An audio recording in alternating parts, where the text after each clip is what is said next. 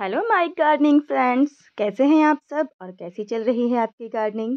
आशा करती हूँ आप सभी स्वस्थ होंगे और गार्डनिंग भी मस्त चल रही होगी। वीडियो शुरू करने से पहले गार्डन की एक खूबसूरत फूलों पर तो नज़र डालिए। बहुत ही खूबसूरती से मुस्कुरा रहे हैं और इस मौसम का मज़ा ले रहे हैं। तो चलिए हम सब भी इस मौसम का पूरा फ़ायदा उठाते हैं और गार्डनिंग की करते हैं बहुत सारे काम। पिछला वीडियो यदि आपने देखा होगा तो उसमें मैं आपको अपने गार्डन के कुछ प्लांट्स दिखा रही थी, साथ ही शेयर कर रही थी कुछ जानकारियाँ, जैसे कि गार्डन में इस समय क्या किया जाए और क्या नहीं।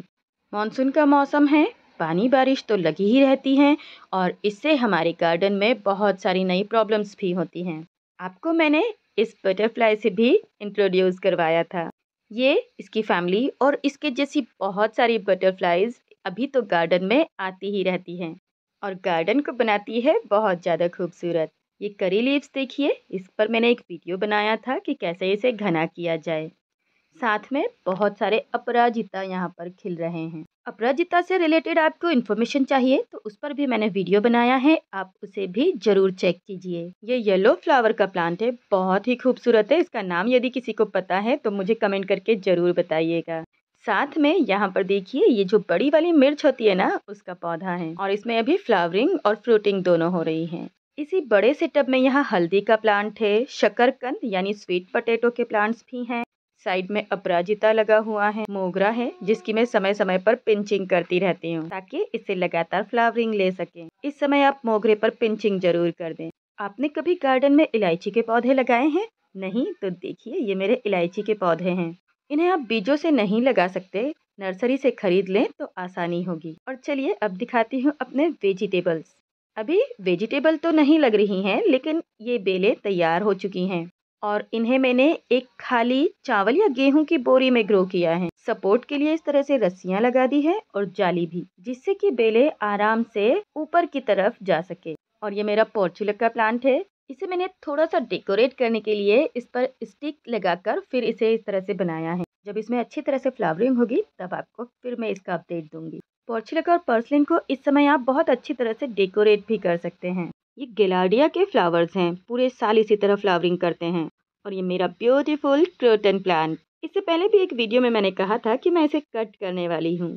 मन तो नहीं कर रहा इसे कट करने का, क्योंकि इसकी खूबसूरती बहुत ही ज़्यादा है। इसके कलर बहुत ही खूबसूरत है, एकदम येलो ग्रीन कलर का। ये जो क्रोटन है बहुत ही प्यारा लगता है, लेकिन इनसे यदि इसी तरह प्यार जताएंगे तो इन्हें ग्रो कैसे करेंगे। तो आज तो मैं इसकी कटिंग करने वाली हूँ। प्लांट्स की कटिंग करने से एक तो आप इसका नया प्लांट बना सकते हैं, दूसरा अपने प्लांट को बुशी कर सकते हैं, बहुत खूबसूरत बना सकते हैं जैसा शेप आप इसे देना चाहते हैं।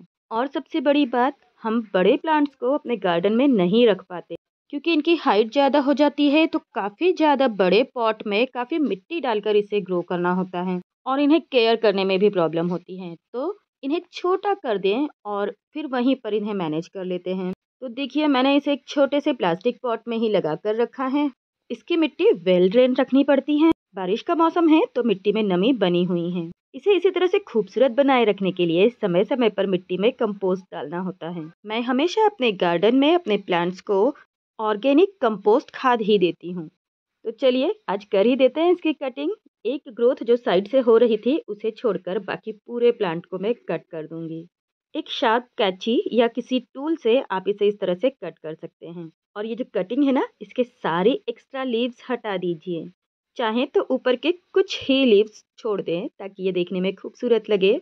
और इसे हमें फेंकना बिल्कुल नहीं है, इस प्लांट को हम फिर से ग्रो करेंगे और एक नया पौधा बनाएंगे। नीचे से चाहें तो आप थोड़ा एलोवेरा लगा सकते हैं और इसे ग्रो कर सकते हैं। और ये मेरा पुराना प्लांट, ये तो अभी भी बहुत खूबसूरत है और जब इसमें नई ग्रोथ होगी ना तब मैं आपको फिर से इसे इंट्रोड्यूस कराऊंगी। तो इस प्लांट को वापस से इसकी जगह पर रखते हैं। अब हमने कटिंग की है तो जल्दी ग्रोथ कर सके इसके लिए इसमें कंपोस्ट डालना बहुत जरूरी है। तो आप कोई भी कंपोस्ट खाद एक मुट्ठी इसके गमले में जरूर डाल दें। मैं अभी छत पर हूँ, खाद नीचे रखी है तो मैं इसमें बाद में खाद ऐड करूंगी। ये मैंने पोर्सलेन और पोर्चुलका डेकोरेट किए हैं, छोटे छोटे से पॉट में इस तरह से लगा देती हूँ। मैं जो घर में किचन से पुराने डिब्बे निकलते हैं ना, उसी में मैं इन्हें ग्रो करती हूँ। तो पुराने डिब्बों का भी इस्तेमाल हो जाता है और मुझे प्लांटर्स की कमी भी नहीं होती। ये अपराजिता अभी थोड़ा सा डल हो गया है, इसके पत्ते पीले पड़ने लगे हैं। इसे फिर से खाद की जरूरत है ताकि ये और आगे ग्रोथ कर सके। चलिए आगे यहाँ पर पेंटास लगा हुआ है और अपराजिता की बेल भी है और ये एक छोटा सा पॉट जिसमें खूबसूरत एरेंथेमम लगा है। इसकी रेड और ब्लैक जो ब्यूटी वाली पत्तियां हैं ये बहुत खूबसूरत लगती है। साथ ही छोटा सा प्लांट ड्रेसिना का और ये है टैंगल हार्ट, यानी एक छोटा सा पॉट और उसमें लगे हैं ढेर सारे प्लांट। इस वाले प्लांटर में मैंने कटिंग से मैरीगोल्ड ग्रो किया है और जो फूल देने वाला केले का पौधा होता है ना वो भी लगा है। इसमें रेड कलर के फ्लावर्स उगते हैं। जब फ्लावरिंग होती है तो काफ़ी खूबसूरत लगता है। आज मैं अपने इस पेंटास की कटिंग करके नए पौधे लगाने वाली हूँ। इसकी भी आप बहुत छोटी छोटी सी टिप को भी यदि कटिंग करके लगा देते हैं तो इससे नए पौधे बन जाते हैं। पेंटास एक परमानेंट फ्लावरिंग प्लांट है जो पूरे साल फ्लावरिंग करता है और गुच्छों में फ्लावर्स आते हैं जो कि काफ़ी दिनों तक बने रहते हैं। काफ़ी सारे इसके कलर्स होते हैं और बहुत ही खूबसूरत लगता है। पौधा यदि आप कटिंग करते रहते हैं तो इसी तरह से बुशी होता जाता है और काफ़ी सारे फ्लावर्स बनते हैं। तो मैं क्या करती हूँ, इसकी इस तरह से कटिंग करती रहती हूँ और नए प्लांट्स लगाती रहती हूँ। इससे पौधा भी बुशी होता है और मुझे नए प्लांट भी मिलते हैं। तो नीचे की सारी लीव्स हटानी बहुत ज़रूरी है क्योंकि इस सीज़न में यदि ये पत्तियाँ नीचे की तरफ मिट्टी में टच करेंगी तो फंगस लगेगा और आपका पौधा ग्रो नहीं कर पाएगा बल्कि ख़राब हो जाएगा। तो जितनी चाहे उतनी इससे कटिंग बनाइए और इन्हें ग्रो कर लीजिए। जब मेरे पास नए प्लांटर्स नहीं होते हैं तो मैं उसी प्लांटर में इन्हें ग्रो कर लेती हूँ जिसमें ये पहले से लगे होते हैं।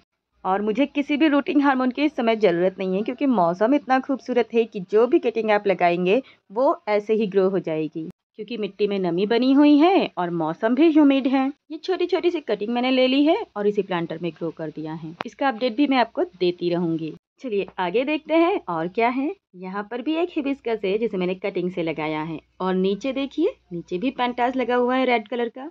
क्या करें, इसकी भी कटिंग कर दें क्या? दोस्तों कटिंग करने से बिल्कुल भी मत घबराया करें। ये तो मौसम ही ऐसा है कि खूब सारी कटिंग करें और खूब सारे प्लांट्स लगाएं। मैंने इसकी एक हेल्दी सी ब्रांच सिलेक्ट की और इसे कट कर दिया। बस इससे भी मैं बहुत सारे नए पौधे बनाऊंगी और साल भर इसके खूबसूरत फूलों को एंजॉय करूंगी। बारिशों में बहुत ज़्यादा खाद देने की ज़रूरत नहीं होती है क्योंकि जो बारिश का पानी होता है उसमें नेचुरली नाइट्रोजन और बहुत सारे न्यूट्रिएंट्स होते हैं जो कि पौधों को हेल्दी बनाते हैं। इस समय हम लिक्विड खाद भी नहीं दे सकते क्योंकि जैसे ही हम लिक्विड खाद डालेंगे वो बारिश के पानी में बह जाएगी। और यदि आप कोई कंपोस्ट खाद इसमें डालते हैं तो कई बार लगातार नमी की वजह से उसमें फंगस आने का भी डर होता है। तो यदि आप कोई खाद डालने का सोच रहे हैं तो एकदम सूखा मौसम होने पर ही डालें। ये पौधा आप जानते हैं क्या? ये अश्वगंधा का प्लांट है। इसकी बहुत सारी मेडिसिनल प्रॉपर्टीज होती हैं। चलिए मैंने डबल चांदनी की कटिंग की है और इसी प्लांटर में मैं उसे भी ग्रो कर देती हूँ। एक्स्ट्रा फूल पत्ते यदि आपकी मिट्टी में दिख रहे हैं तो आप उसे हटाते रहें क्योंकि ये फंगस की वजह से आपके पौधों को खराब कर सकते हैं। इस प्लांट की कटिंग को भी मैं ग्रो कर लेती हूँ। कटिंग लगाते समय हमेशा जो स्टेम है उसे थोड़ा सा तिरछा लगाएं। 1 से 2 इंच का हिस्से को मिट्टी में डाल दें और इसे अच्छी तरह से मिट्टी में फिक्स कर दें ताकि ये हिले डुले ना। और बस अब 1 महीने का वेट करें इसे अच्छी तरह से ग्रो करने के लिए। प्लांट पर जितने भी पुराने फूल होते हैं जो पिछले दिन खिले हुए हैं उन्हें हटाते रहें। ये बहुत ही जरूरी होता है इस मौसम में। ये एमालिस लिली के प्लांट है। इस समय इसमें ना तो फ्लावरिंग होती है ना ही ग्रोथ होती है। एक्स्ट्रा पत्ते होते हैं उसे मैं कट कर देती हूँ और बल्ब को मिट्टी में ही रहने देती हूँ। यहाँ बोगनवेलिया में फ्लावरिंग हो रही है लेकिन ये बहुत ही अस्त व्यस्त हो गया है तो आज इसे ही बाहर निकालते हैं और इसमें भी पिंचिंग कर देते हैं। देखिए बारिश की वजह से इसके पत्ते कुछ खराब हो रहे हैं यानी इस पर किसी कीड़े का अटैक हुआ है। वैसे तो मैं बीच बीच में इन्हें देखती रहती हूँ और यदि कोई कीड़ा होता है तो उसे स्टिक या लकड़ी से हटाकर एक तरफ कर देती हूँ। पर कई बार होते हैं कीड़े छुप जाते हैं, आपको दिखते नहीं, तो ऐसी कंडीशन में नीम ऑयल का स्प्रे कर सकते हैं। तो ये जो बोगनवेलिया अस्त व्यस्त हो रखा है इसकी आज कटिंग करते हैं। इसकी हमें हार्ड प्रूनिंग नहीं करनी है, सॉफ्ट प्रूनिंग करेंगे, ऊपर से ही पिंच करेंगे। जो मोटी स्टेम है उसे नहीं काटेंगे। इस तरह से पिंचिंग करने से इस प्लांट की जो एक्स्ट्रा ग्रोथ है वो हट जाएगी और ये शेप में आ जाएगा। पिंचिंग करने से नई नई ब्रांचेज आएंगी और नए नए फ्लावर्स भी निकलेंगे। और यदि प्लांट में कोई कीड़ा लग गया है तो आप उसे यदि नहीं हटा पा रहे हैं तो उस जगह को कट करके अलग कर दें। ये भी पूरे पौधे को कीड़ों से बचाने में काफ़ी मददगार होता है। स्नेल्स का अटैक है यानी जो शंख वाले कीड़े होते हैं, तो उससे बचने के लिए आप अपने प्लांटर के पास बाहर में नमक छिड़क सकते हैं। तो ये कीड़े जो हैं वो नमक से डरते हैं और नमक के पास नहीं जाते। देखिए, नमक को प्लांटर में बिल्कुल ना डालें, प्लांटर के बाहर ही डालें। और हिबिस्कस में पत्तियां पीली पड़ने लगी हैं। तो यदि इस तरह की प्रॉब्लम हो तो आप थोड़ा सा एप्सम सॉल्ट इस्तेमाल कर सकते हैं या फिर सरसों की खली का इस्तेमाल करें। इससे फ्लावरिंग भी होगी और पत्तों का पीला पड़ना भी कम हो जाएगा। और मेरी एक आदत है कि जब भी मुझे इस तरह के सूखे पीले पत्ते पौधे में दिखते हैं तो बस मैं उन्हें हटाने में लगी रहती हूँ। ये एक बहुत ज़रूरी आदत है क्योंकि प्लांटर को और प्लांट दोनों को ही खूबसूरत और हेल्दी बनाए रखने के लिए आपको उसे बहुत ज़्यादा साफ सुथरा रखना भी ज़रूरी है। ये है खूबसूरत छुई मुई टच मी नॉट। इसमें भी अभी फूल और देखिए फलियां भी निकल रही हैं जो कि बीज बनाएंगी। ये मेरा खूबसूरत एक्सोरा है और विनका, ये तो हर मौसम में ऐसे ही खुश रहता है।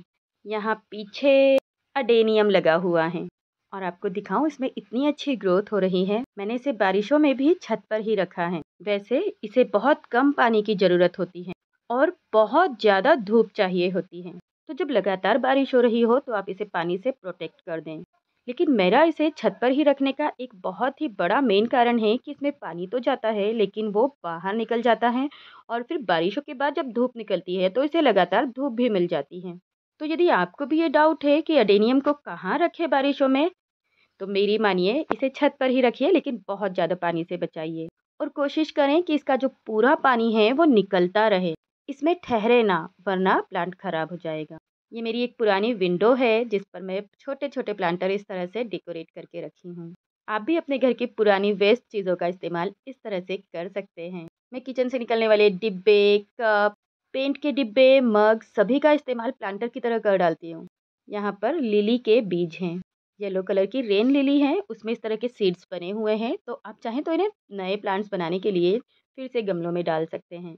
तो दोस्तों, ये तो रहा मेरा आज का वीडियो। आपको कैसा लगा प्लीज़ कमेंट करके ज़रूर बताया करें ताकि मुझे भी पता चले कि जो मेरे व्यूअर्स हैं वो क्या देखना चाह रहे हैं, उन्हें पसंद आ रहा है या नहीं। और यदि आपको थोड़ी सी भी इन्फॉर्मेशन इसमें से यूज़फुल लगती है तो प्लीज़ वीडियो को लाइक ज़रूर किया करें। और यदि चैनल पर नए हैं, पहली बार वीडियो देख रहे हैं तो चैनल को सब्सक्राइब भी कर लें ताकि गार्डनिंग से जुड़ी इसी तरह की इन्फॉर्मेशन आपके साथ में शेयर कर सकूं। मिलते हैं अगले वीडियो में किसी नए प्लांट, नई जानकारी के साथ। तब तक के लिए बाय एंड हैप्पी गार्डनिंग।